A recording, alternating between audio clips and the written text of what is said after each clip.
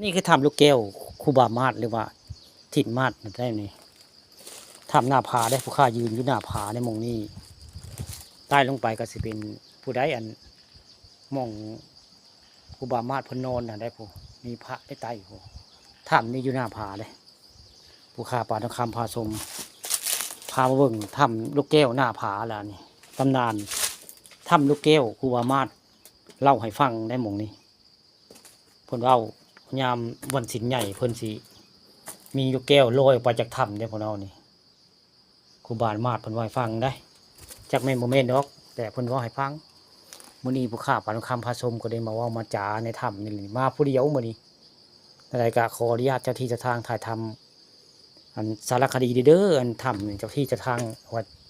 ไทยเป็นสินธิในลูกแก้วนี่ก็ได้มื้อนี้ผู้ข้าปานคำพาชมได้มาเว้ามาจามาผู้เดียวมื้อนี้บ่มีเสียงไผมาลอดเข้าได้มาแต่ก่อนเนี่ยลุงมงคลได้เพิ่น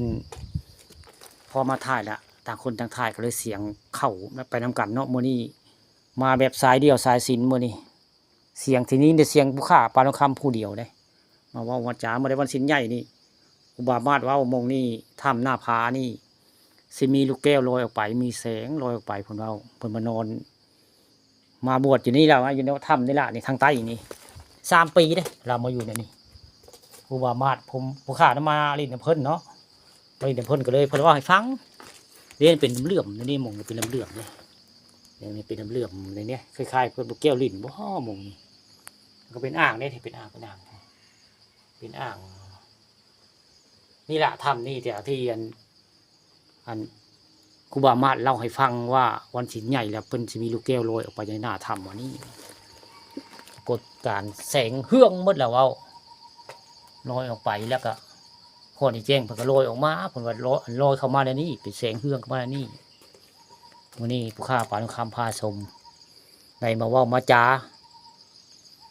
บอกกล่าวให้ผู้ที่จามเบิ่งไว้ง่ายหนึ่งอยู่ใส่ก็เห็นนี่ทำนี่แหละนี่ทำครูบามาศโทษทำใหญ่ได้ทำวงนี้ไม่น้อยได้ทำเลือกพระไตลงไปผมเป็นอันนี้แหละทำหน้าผาอยู่หน้าผาก็ลงใต้เครือลงมาได้ใต้ลงเครือลงมาบอกว่ามาจาในถ้ำนี่แหละนี่แหละถ้ำลูกแก้วหน้าผาบ้านม่วงคำตำบลตาลถ่ายทำโดยผู้ข่าป่าทองคำพาชมเสียงต้นฉบับ